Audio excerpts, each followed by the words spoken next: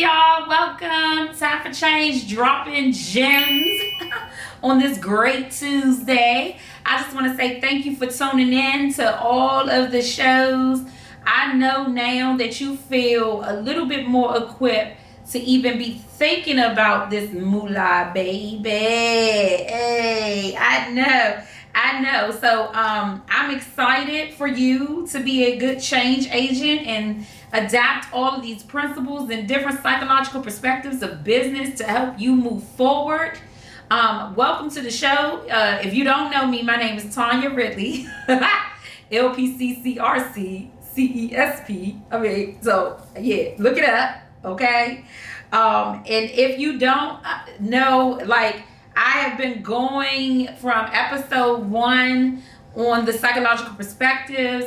We've been talking about the spirituality of business and walking by faith, not by sight. But we've also been talking about all of the different things that it takes up to qualify for certain solicitations, contracts, RFPs. You are now establishing a whole thing of wealth. When it comes down to your life insurance policy, you're seeing that you could utilize different things. You learned a couple of secrets. So I'm saying all of to say, like, if you don't know what I'm talking about by this time, you need to go back and look at all of the shows.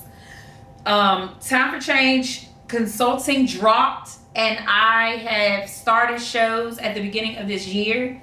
We are now in August, and I don't know how long I'm going to go, but I'm letting you know that everything that I've already put out is already a wealth of knowledge, and I encourage you to go back and look and then adapt and be a change agent if you want to live in this entrepreneurial world with me and all of my change agents here. Okay? All right.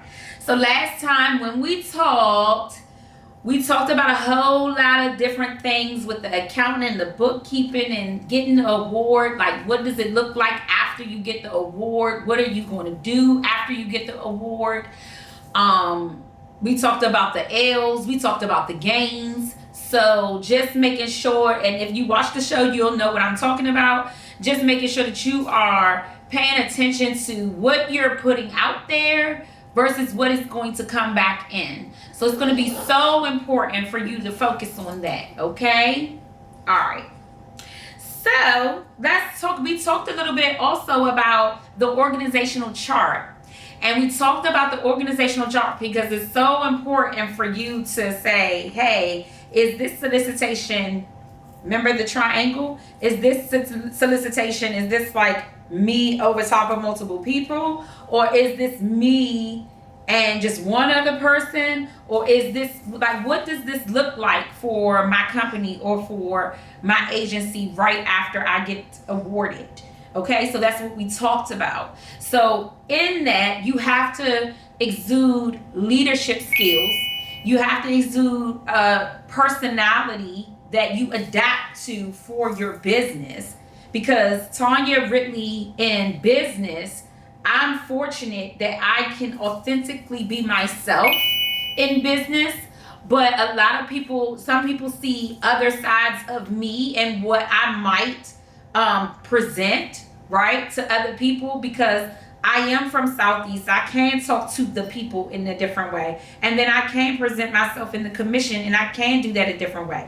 I would like to think commission or any government or any contracts or anything, I would like to think that I am versatile in my personality to adapt to different things that I'm presented with, or different people or different personalities. When you are a leader, let me fix my chair. When you are a leader, it's going to be so important for you to pay attention to those nuances of appearance and what you want to look like, what you want to be like. All of those policies and procedures need to be in place.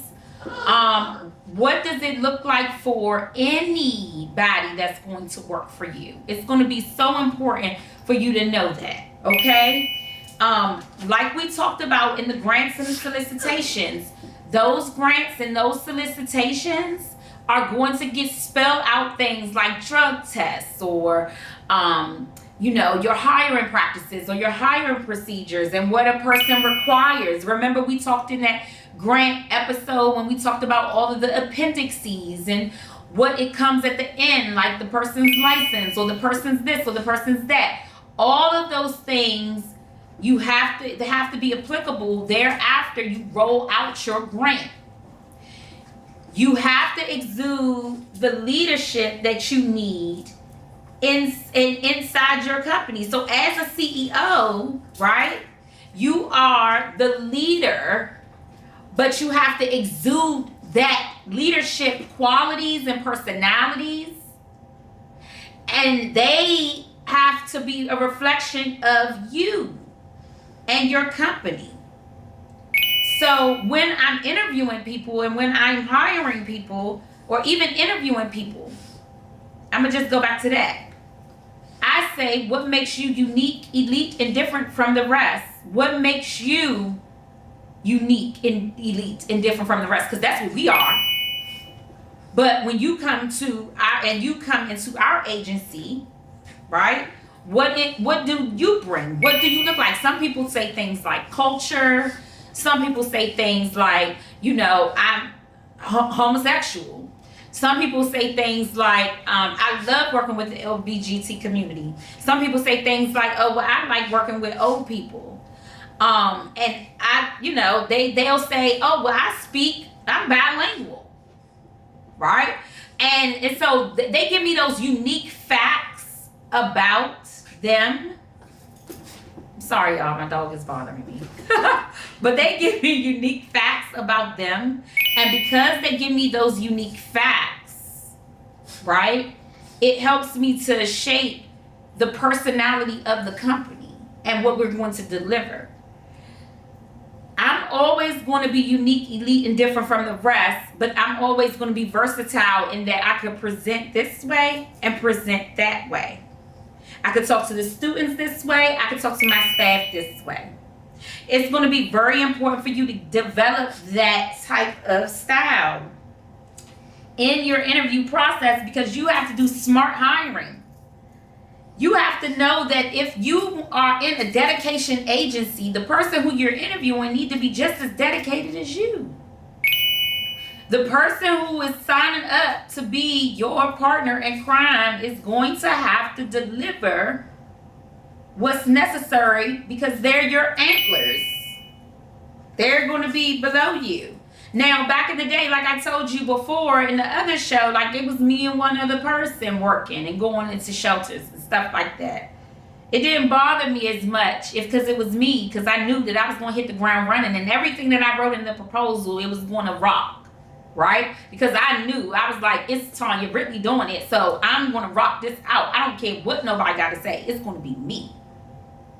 But then as I grew and my solicitations grew and my contracts grew, I had to make sure that I had antlers that are under me that are kind of the same personality, kind of the same culture, but have a little versatility and being able to be this way, and this way, that way. And then also got a little twist and tell me something unique about them. The reason why I'm breaking down the psychological perspectives of the leadership is because, and the personalities, is because clinically you need to understand, in order to run a successful business, you've got to understand that these perspectives have got to be in consideration. You can't just hire somebody because they say they can do the job. You can't. If you do that, you will fail. Your person will quit because you don't even know if y'all personalities are matching or if y'all going to be a good fit with each other later on down the line. If they don't already, I already know my interview cues and questions as it relates to me and my culture to make sure that those things work out. Okay? So you gotta make sure, leadership comes with self-awareness. You have to be self-aware in order to know that you could be an effective and good leader, because people are looking at you. People are watching you. If I say that the dress code is no leggings, every time I see a pair, I'm going to say, you need to have some pockets on your pants. It's important because I am not going to walk in there with leggings. Or you need to have your shirt needs to come down over your waist or over your butt. Your shirt needs to be crew neck, or it needs to be covered if you are online, to make sure that you are presenting yourself in a certain way. Now, some people are busty and, got butt, got, breasts, all of that. But at the end of the day, you still have to present a certain way. You have to understand that you got to be self-aware, though. You can't be looking some way and then expect that another person is not going to come in and look just like you. If you click-clacking every time you talking, and I'm not, I'm going to have to ask you to remove your click-clack.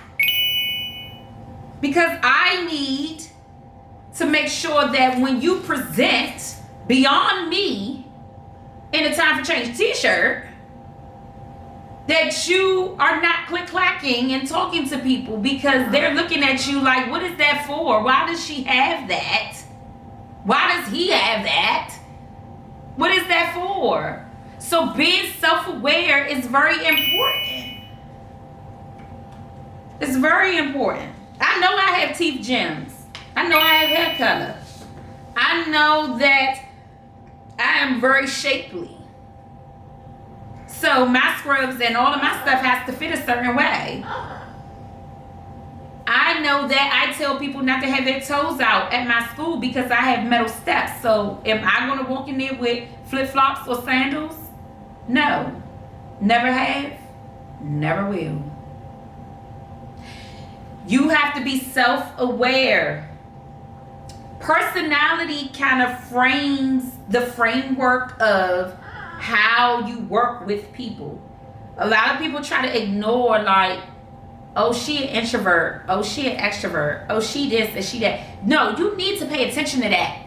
Because if I'm boisterous and I'm telling you how I feel, if I talk to my staff about something and they don't tell me how they feel, then I'm going to be at a loss as to how I'm going to lead you. I be telling people, tell me what's going on. When the air ain't working, tell me you have and you can't think. Tell me that. So that way I can make a whole adjustment to make sure that you're not going to be hot again.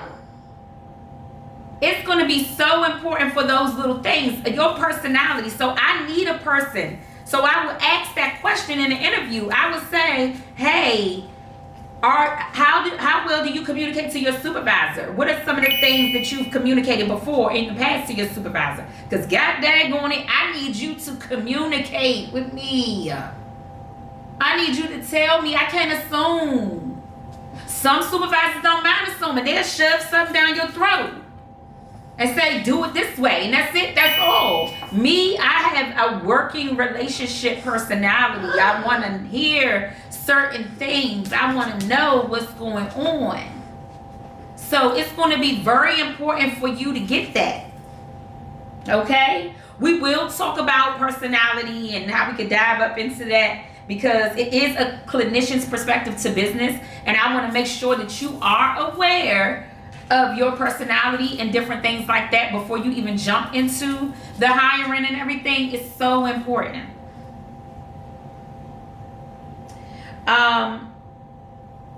You want to make sure that you're hiring. So remember, I just mentioned something. I mentioned about their personalities, making sure that they work with you. You want to make sure that it's complementary to what you need, not a clone of you. But remember, I said I want to know something that's unique, elite, and different from you. But I want to also know if you can deliver this way or that way. This is the way how the contracts and all of that stuff is going to be delivered. How you're going to deliver information. You need to know, is this person really going to deliver the information and tell them like it is? Or not? Because that I need to know. Are they gonna tell my students what they need to know? Like, if you are like a high level and strategic person, are you hiring the high level and strategic people? Or are you going to hire people that might be outgoing and client facing roles? Like, if people are outgoing and they're in client facing roles, like, you cannot be no case manager or no direct worker at Time for Change if you can't just look somebody in the face and say, girl, stop. It's the personality. So when we interview people and they're timid, me and my program manager, we look at each other and we be like, they ain't gonna make it here at Time for Change. Because my students are not timid. Like, I would like to think that other colleges, universities, and higher education institutions, maybe that's what they have, but we don't have that. Our people are not timid. You always want to lead the team that complements you. But they don't have to be just like you. They just need to complement you. Everybody has a role. Everybody has something that they do. I'm just trying to tell you how to build an effective company. Now, if you just want to build something and you just throw it all together and you just say, hey, I just need 50 workers. You know, I had some people that come to me and be like, you know, we just want to hire all 25 of your people. We don't really care if they want to do this or not. If we don't care about the community and the environment and the personality that they bring. We'll see it after they work a couple of hours, and if they make it for 90 days, then we'll keep them, and if they don't, then they won't. You could run a company like that. It'll run to the damn ground. You can. But if you pay attention to the psychological and the personality perspectives of what I'm talking about, you will be an effective leader. You will be unique, elite, and different from the rest. All right? Because everybody's not doing that. Everybody is not doing that. You have to make sure that you play as an active listener to your staff. Sometimes they're going to say things that you don't want to hear. Sometimes they're going to say things that you do need to hear, but you don't want to hear. And sometimes they're going to say things that you want to hear, and you want to see, and you want to participate in it, and you want to be a part of it. It varies. It varies. It's going to be so important for you to understand. Baby saying hi. It's going to be so important for you to understand that those things need to be taken into consideration. Okay?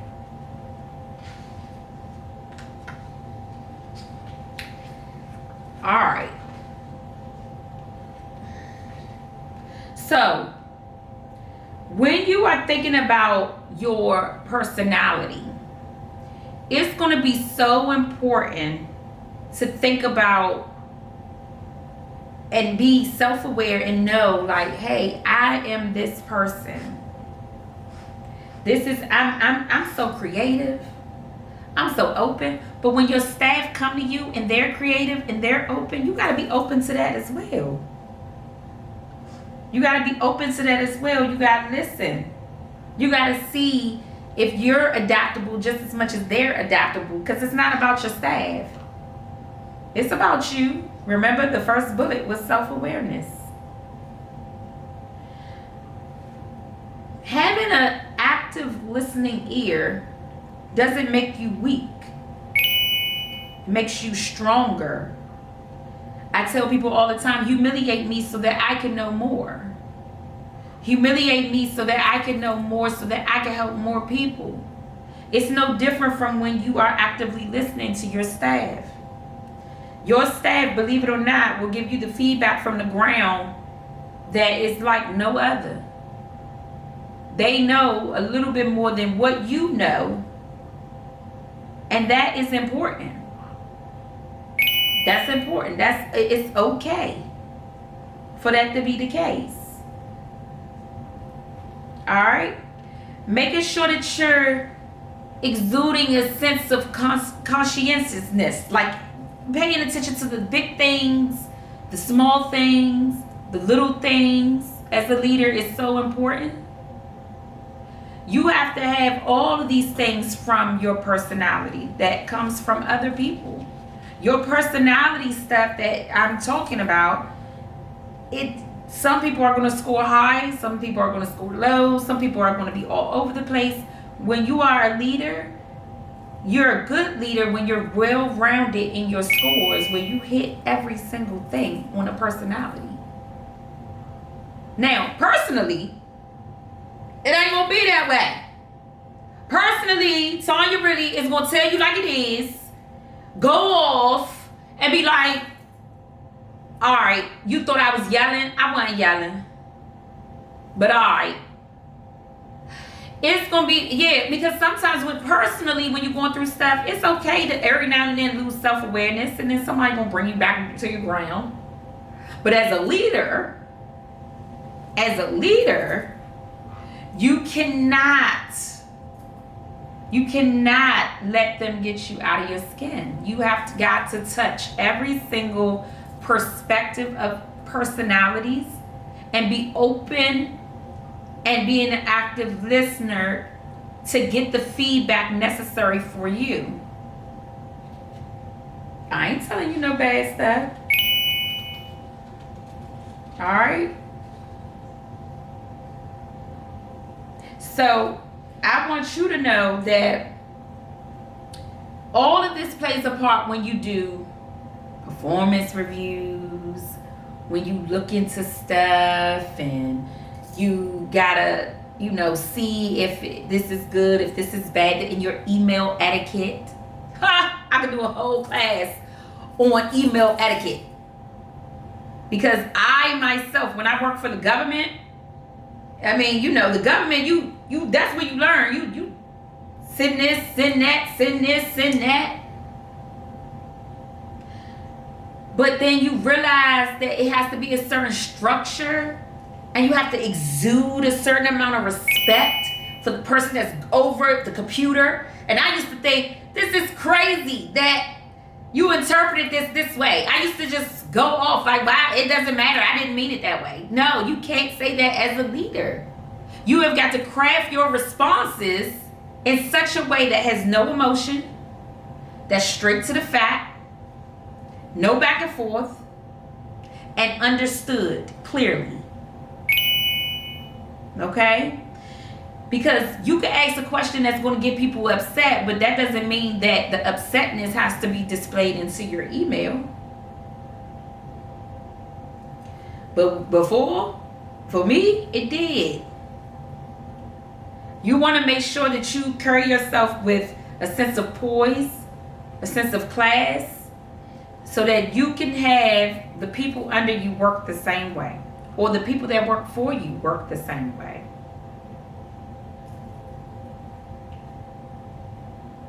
When we get to the 5 personality traits, I'm going to break it all down. We're going to talk about it, but I want you to, this is just a show to talk about just the leadership of it all. The exuding of, I need to hire. What are your hiring practices? What does your organizational chart look like? How big is your triangle? Are you here looking at 5 people? Are you here looking at 2 people? What does this solicitation, this contract, this grant, or anything tell you that you have to be and you have to do? The core principles of why you started your business in your executive summary that we talked about are the core principles of how you gotta lead out of that. So I started the podcast with the spirituality, the wealth, the health. I'm still doing those things in everything that I do. In everything that I do, because it's so important for me to say, I just gotta stop and I just gotta pray. I have to stop and I have to pray. I did not make it to the gym and I did not drink my water today. I have to do so. Those things gotta be in place for you to be an effective leader. All the rest of the stuff that we going, expense on the accounting books to give you self-aware so that you know that if you need a computer to do your job or you need this to do your job, you're going to have that. But you've got to pay attention to yourself and being self-aware as a leader. You might not think that I'm dropping gems today. You're like, why does she keep talking about leader? Because are you ready to lead? Do you exude the class and principles without a doubt of your business, of what you plan to write in your executive summary, if you haven't already wrote it? Do you exude what you want to present in your proposals? Because that's the only way that you're going to know exactly what you're going to ask when you have to hire other people. Because it's different when it's just you. You're going to present. You're going to present it in the interview, but are you going to lead? I'm going to present to them and say, hey, we're unique, elite, and different from the rest over here. What's something unique about you? And am I going to tap into that? Of course I will. To nourish my employee? Yes. You like to do this? Let me make sure that we put this in place. Or you want to do some groups? Okay. Oh, you like emotional regulation or yoga? Let's see if we could do that. Because you like doing that. That's what good leaders do. Self-awareness. So much so that you interview effectively for those things and nourish them out of your employees to make sure you lead them effectively to the mission at hand.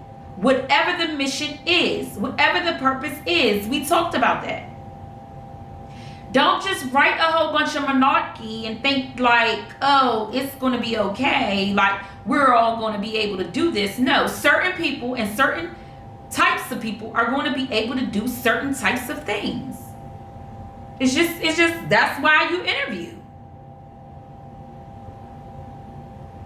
I would like to thank you for coming to Droppin' Gems. I cannot tell you how excited I am for you to be all effective change agent leaders, because you're my leaders. I would like to think that this show was helpful for you to really have some more self-reflection on how you can lead and become a better leader and be an effective leader. It's important for you to focus, right? Show 2, on what it is that you're trying to really do. Because the psychological perspectives of business is right here, right? But if you're not applying the principles of what your personality breed in that executive summary to trickle down to your other people, you're failing. If you're passionate about painting and you put that painting up and then you got to hire other people to sell and commission, what are you looking for in that person to sell? What are your artwork, your commission? Why are you passionate about it? Make sure you got your scripts. You are the leader. What is Time for Change doing? We are eradicating crime and homelessness by way of employment. We do that by 3 departments. We have a trade school, psychotherapy department, and employment services. We do believe we are all trauma informed, and we do believe that we use all of those services to have the one mission at hand is to get people employed. We believe in short-term education for long-term gain. We're unique, elite, and different from the rest because we are an approved higher education institution, and we are in the Great War 8. We are different. Our CEO and our founder was born in, grew up, because I wasn't born, grew up in the Great War 8. What does that mean? That we are dedicated to serve our area, but also surrounding areas. Because if surrounding areas need to eradicate crime and homelessness by way of employment, guess what? We're going to do it there too. But all of these punchlines and all of these things that I'm delivering and I'm saying is straight out my executive summary. I am the vocational counselor. The vocational counselor who founded and who started the company. And then I decided, hey, I'm going to help entrepreneurs to understand the psychological perspectives of leadership so they can lead effectively, so they can present effectively, so they can say what it is that they are ordained to do. Because I'm ordained to do this, baby. I'm here. I don't even clock in and out. Just with God. But see, that's a whole mission and a whole faith-driven thing that everybody's not ready for. It's a spiritual component. And that's the nonprofit world. And then you got the for-profit. It's a spiritual component to that, because your whole world could stop. You could lose a limb and not be able to mop. You could lose a limb and not cut a wire. You could lose a limb and not, or have a stroke and not cut perfect for the carpentry world. Please subscribe, like, comment. I would love to get your feedback. Make sure you like at Time for Change Consult on YouTube. Droppin' Gems drops every other Tuesday at 6 p.m. I can't be more excited to help you. Thank you all to my change agents and to the new change agents. Please go back and watch shows. I don't even know what show we on. Make sure you watch all the shows. You watch and you listen and you learn and you build with me, and you guaranteed to win, because I ain't losing no time soon. Have a good day.